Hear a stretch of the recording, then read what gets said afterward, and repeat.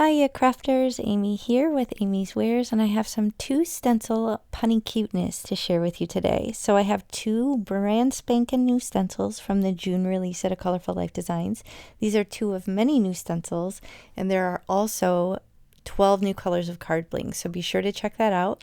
I have this old stamp set, which I'm sure is retired, but I had to use this adorable pun sentiment. Here's the photo of the finished card to show you the direction that we're headed. And to start, I'm going to use this Frothy Wave stencil just to lay down a really subtle, soft background.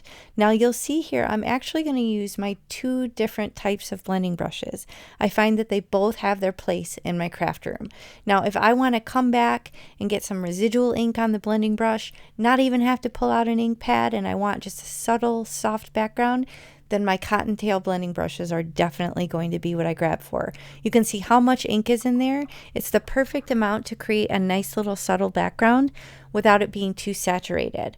Now you'll see on the next step, when I bring in the whales, you'll see I end up using my smaller blending brush about halfway through, and I find that those Alta New ones really allow me to lay down really bright saturated color.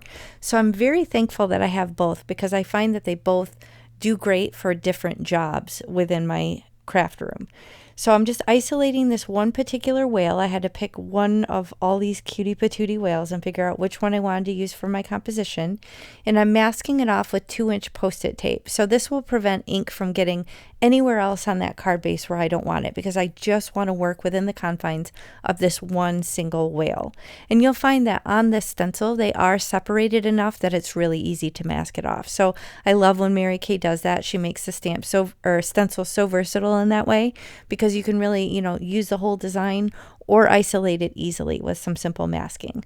So here you can see I've brought in my Alta New blending brush, and I'm getting really, really deep saturated color, which is what I wanted for the whale. I wanted to make sure that was nice and dark. So now I'm going to remove the magnets from my magnetic glass mat, and there you go. There's the design. So this is single layer, meaning there's not even another panel. It's just working directly on the card base. This is 120-pound accent opaque, so it's nice and thick. It works great for the card base, but it's not going to be bulky because there's not really any dimension. So this will be really nice, lightweight, easy to ship. Now I have this job well done, adorable little punny sentiment from this stamp set, and I'm just going to stamp that down in my MISTI. I don't know if I even needed to do it twice. It was a pretty good impression, but knowing me, I did it twice. So I'm going to stamp it down in the same place and use my press tool just to make sure I get a nice even impression. And then all that's left is adornments, the precious adornments. So I have some Colorful Life Designs card bling.